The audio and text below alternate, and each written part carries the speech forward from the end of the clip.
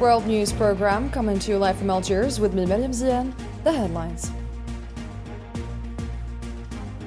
Dozens of Palestinians killed and wounded in horrific Israeli massacres. World Food Program says families are repeatedly displaced in search of a safety that does not exist.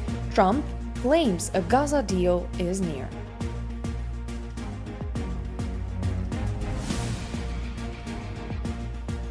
Also coming up from New York, Algeria calls for ending Africa's historical injustice at the UN Security Council, and the Bretton Woods institutions urges greater efforts to advance developing nations' priorities.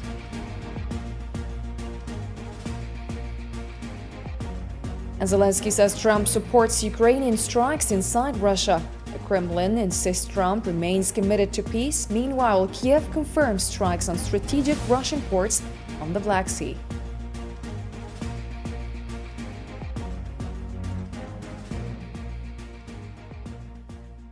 The details of your nightly news. First, medical sources in the Gaza Strip reported that at least 57 Palestinian civilians were killed in Israeli massacres. Palestinian medical sources confirmed that the bodies of 11 martyrs were transferred to Al Nasser Hospital in Khan Yunis, 19 to Al Aqsa Hospital, 6 to Al Auda Hospital, 2 to Al Ma'madani Hospital, and 10 to Al Shifa, among others.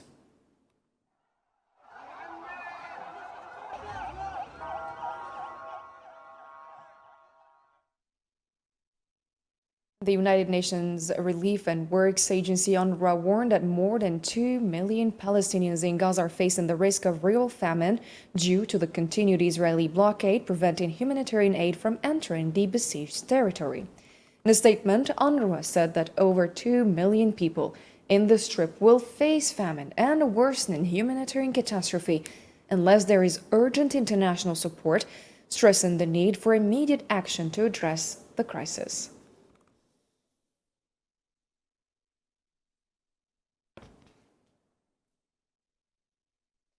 The World Food Program said that Palestinian families are once again being displaced from Gaza City in search of a safe haven that does not exist amid the continued intensification of Israeli attacks aimed at forcibly displacing civilians.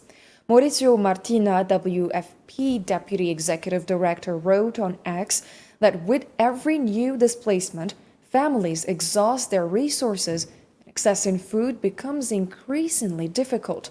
He added that adequate food supplies can only be guaranteed through a ceasefire and unhindered safe access for humanitarian aid.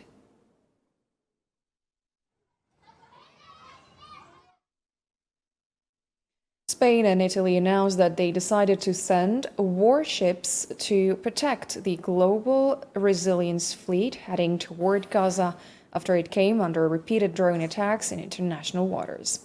Spanish Prime Minister Pedro Sanchez, speaking from New York on the sidelines of the UN General Assembly, said a ship would depart from the Cartagena naval base on Thursday, with its primary mission being to provide protection and emergency assistance should the fleet come under further attack.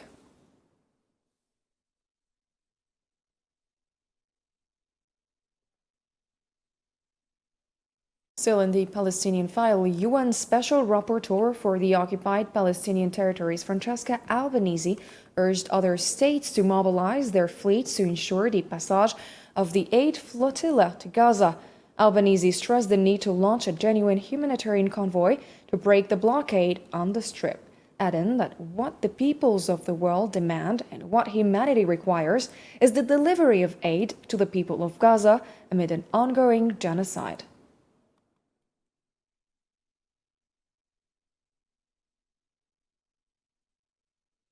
Former U.S. Vice President Kamala Harris said Thursday that what is happening to the Palestinian people is atrocious and deeply painful, adding that Trump had given Netanyahu a blank check to do whatever he wanted. Harris told the Washington Post that she was the first senior official in the previous administration to speak out about the suffering of the people of Gaza due to hunger, noting that many were displeased her frank and firm expression of concern over the situation in Gaza.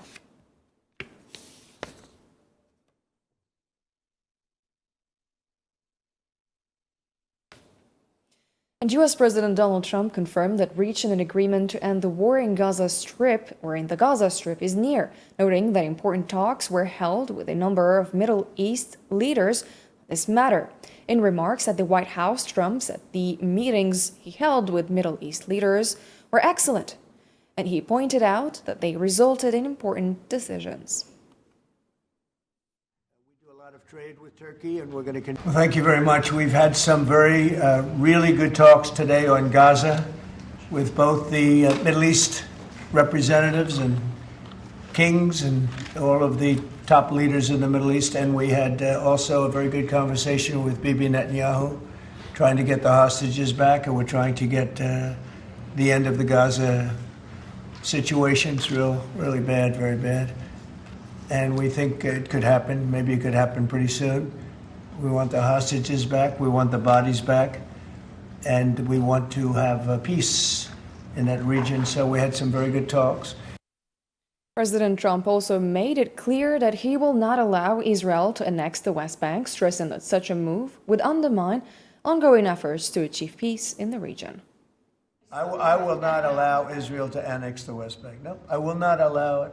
It's not going to happen. Did you speak with Netanyahu about this directly? Yeah, but I'm not going to allow it. Whether I spoke to him or not, I did. But I'm not allowing Israel to annex the West Bank. There's been enough. It's time to stop now, okay? And Palestinian President Mahmoud Abbas said that the hostile actions carried out by the Zionist occupation in both the Gaza Strip and the West Bank undermine the two-state solution. In a video address before the United Nations General Assembly, Mahmoud Abbas affirmed that the occupation has killed and injured more than 220,000 Palestinians in Gaza, most of whom are unarmed women, children, and elderly people. He pointed out that the entity continues to pursue its colonial policies in the West Bank through illegal settlement expansion in blatant violation of all international conventions. أتحدث إليكم اليوم بعد مرور قرابة عامين. I speak to you today after nearly 2 years during which our Palestinian people in Gaza have been facing a continuous genocidal war of destruction, starvation and displacement, waged by the Israeli occupation forces. These forces have killed and wounded more than 220,000 Palestinians, the majority of them children, women and defenseless elderly.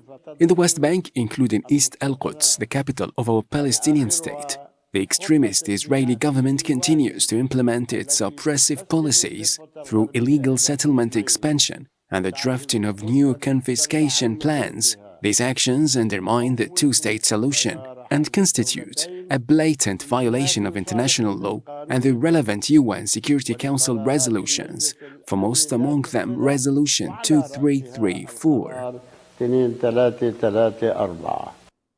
And in other developments, Algeria's State Minister and Foreign Minister Ahmed Attaf said growing awareness of the injustices and imbalances in the current system of global governance must lead to tangible reforms. Speaking at the G20 ministerial meeting on the sidelines of the UN General Assembly, Attaf called for comprehensive reforms of the Security Council and the Bretton Woods institutions to end decades of historic injustice against Africa. Algeria commends the growing awareness about the injustices and imbalances of the current global governance must lead to concrete reforms. Africa must no longer remain on the margins of the world. The Security Council and the 3 Bretton Woods institutions must undergo comprehensive reforms to end decades-long of historical injustices inflicted upon our continent. And Minister Attaf stressed the need to secure and strengthen Africa's rightful place in shaping the future of global economy while commending South Africa's leadership of the G20 during its presidency. Africa's rightful place in shaping the future global economy must be secured and promoted. Every effort must be made to ensure that Africa is not left behind. The ongoing transformative revolutions that are reshaping the global economy in critical fields such as digitalization, robotics, nanotechnology, artificial intelligence, and renewable energy Algeria commends South Africa for its leadership of the G20 and values its tireless efforts in championing strategic priorities that deeply resonate with Africa's needs, aspirations, and vision for progress. With South Africa's stewardship and the African Union's full membership, we believe that the G20 is fully able to lead the global transformative agenda for the common good. The Algerian State Minister and Foreign Minister also underscored the need to safeguard what he described as humanity's most sacred and precious legacy, first and foremost, the United Nations. As we mark the 80th anniversary of the United Nations, we must work together to preserve what can be fairly described as the most sacred and most precious heritage of mankind. This heritage includes, notably, the United Nations itself and all that it embodies in terms of international law, multilateralism, and the global cooperation and interdependence. The Algerian head of diplomacy, Ahmed Attaf, stressed that current global challenges require the G77 to step up efforts in advancing the priorities of developing nations. Speaking at the group's meeting in New York on Thursday, Attaf said the 1964 Algiers Charter remains a guiding framework for cooperation and coordination among member states. He urged the bloc to maintain its united stance on sustainable development and press for fairer, more effective international commitments. لقد أثبتت مجموعتنا بصفتها أكبر كتلة تفاوضية.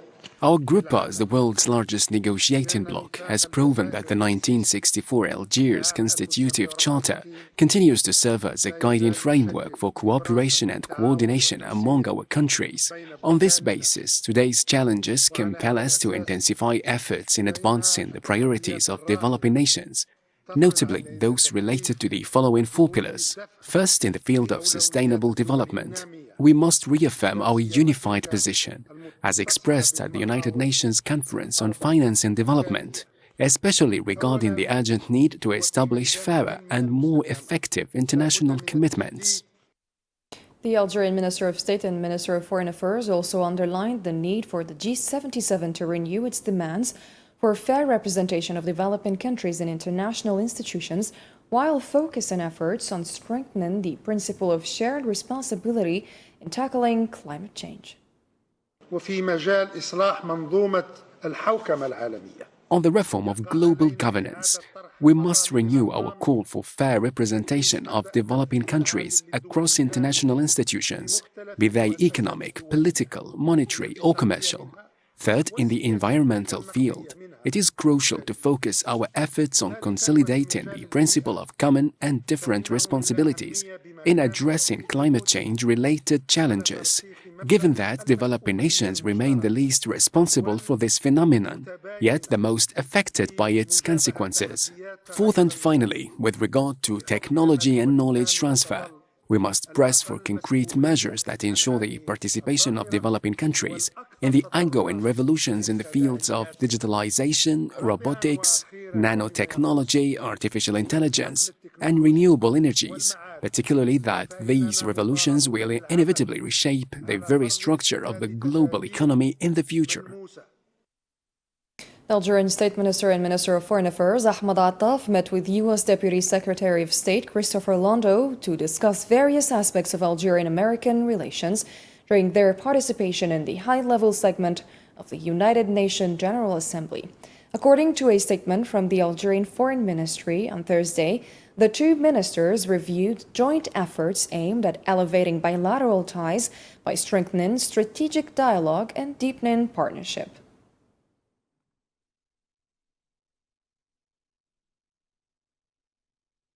Algerian Foreign Minister Ahmed Attaf also held talks with his Swiss counterpart Ignacio Cassis to explore prospects for enhancing political dialogue and boosting economic cooperation between the two countries, the Algerian Foreign Ministry said.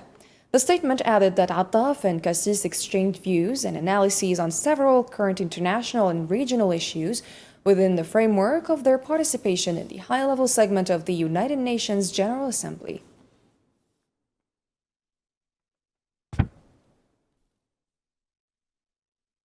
Ataf also met with the Croatian Foreign Minister Gordan Grlić Radman to discuss ways of seizing upcoming bilateral opportunities to inject greater momentum into cooperation between the two countries.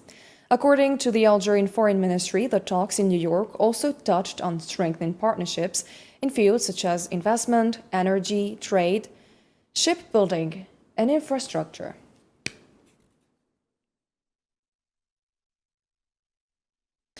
Ataf further met with Omani Foreign Minister Badr bin Hamad Al Busaidi to review significant steps being taken to strengthen fraternal relations and partnership between Algeria and Oman on the sidelines of the United Nations General Assembly. A statement from the Algerian Foreign Ministry issued Thursday noted that the two ministers discussed the special attention their bilateral relations received from both leaderships, as reflected in Algerian President Abdelmajid Tebboun's state visit to Oman in October 2024 and Sultan Haytham bin Tariq's state visit to Algeria in May 2025.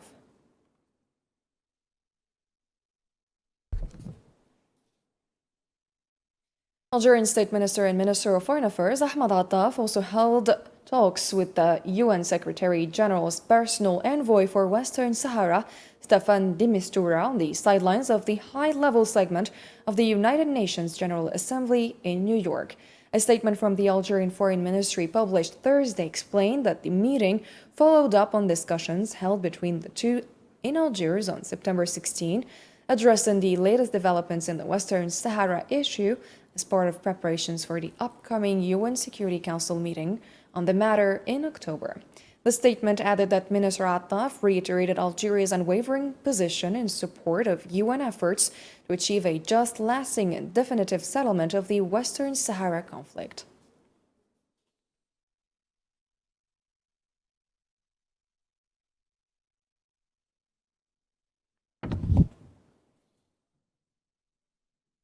The Algerian Minister of Labour Abdelhak Saihi called for global climate policies that take into account the specific circumstances of different countries, ensuring balance between climate requirements and national development priorities.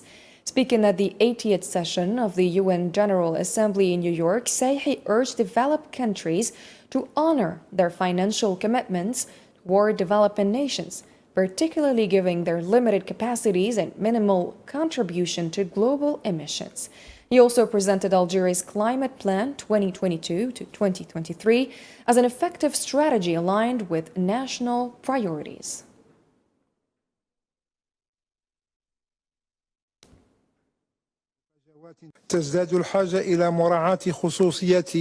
There is an increasing need to consider the specific circumstances of countries in shaping global climate policies on the basis of common but differentiated responsibilities to ensure harmony between climate requirements and national development priorities. It is also crucial that developed countries genuinely honor their financial commitment to developing nations, given their limited capacities and minimal contribution to global emissions. Algeria reaffirmed its firm commitment to joint action, particularly through the UN Climate Change Conference, in order to develop global climate policy on effective, fair, and sustainable foundations. Now moving on to the Russian-Ukrainian file, Ukrainian President Volodymyr Zelensky revealed that U.S. President Donald Trump had expressed support for Ukrainian strikes against strategic targets inside Russian territory, including energy facilities and weapons factories. In an interview with Axios, Zelensky said he asked Trump during their meeting last Tuesday for additional long-range weapons, stressing that Ukraine would use them if provided. The Ukrainian president explained that he submitted a specific request for a new weapon system, which he believes could pressure Russian President Vladimir Putin to sit down at the negotiating table.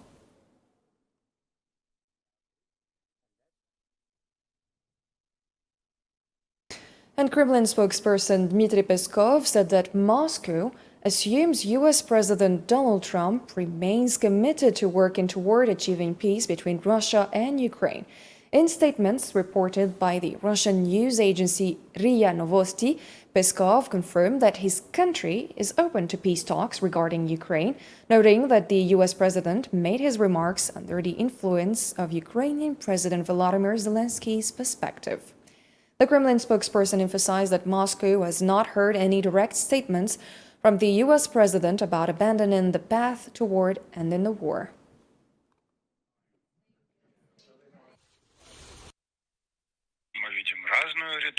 We see varying rhetoric coming from Washington. For now, we proceed from the assumption that Washington retains political will.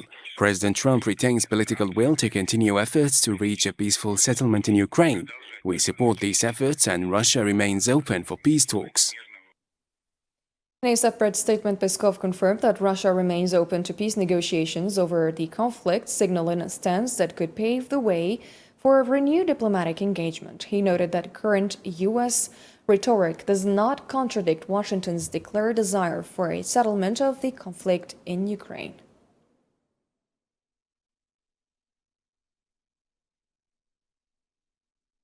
And Ukrainian President Volodymyr Zelensky said he's ready to step down after the war with Russia ends.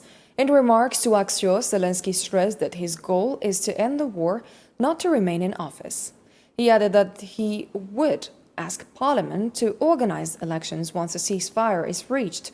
Presidential elections in Ukraine, originally scheduled for 2024, were suspended under martial law imposed after the outbreak of the war with Russia.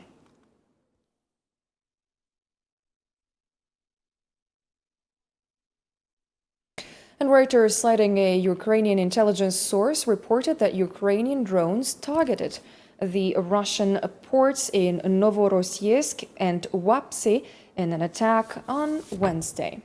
The source said the strikes forced the suspension of operations at a pumping station belonging to Russia's state pipeline monopoly Transneft, in addition to halting activity at one of the oil ports of the Caspian Pipeline Consortium. And in Sudan, the Sudanese government reaffirmed its commitment to removing obstacles and facilitating all necessary administrative measures to lift the siege on al-Fashir and improve humanitarian conditions in all conflict areas. During talks with senior UN agency officials on the sidelines of the UN General Assembly, Sudanese Prime Minister Kamal Idris said al-Fashir has been enduring catastrophic conditions for more than 1 year and a half, due to the blockade imposed by the Rapid Support Forces. He called on the international community to act to end what he described as the largest humanitarian crisis in the region's history.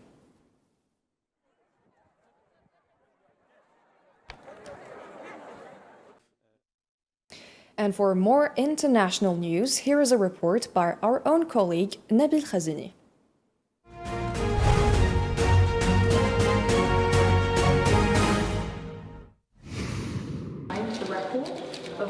The UN Children's Agency, UNICEF, reported that over 63,000 children in South Kordofan are suffering from acute malnutrition due to the ongoing conflict.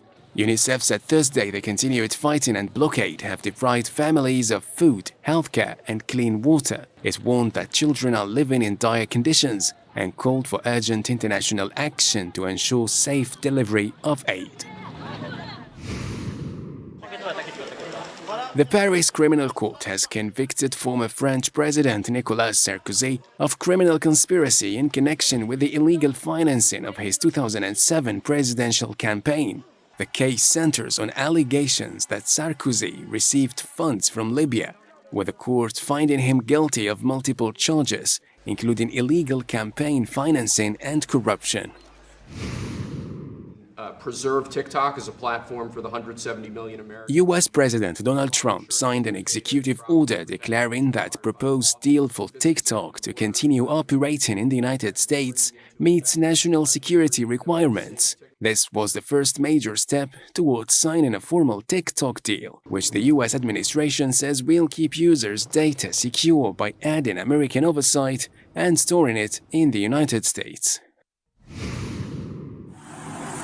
Multiple powerful earthquakes hit northwestern Venezuela in a restless night of shaking that continued into Thursday morning. The shaking was felt across the border in Colombia as well, causing concern among residents in both nations. However, as of now, there have been no reports of casualties or property damage in the affected regions of Venezuela.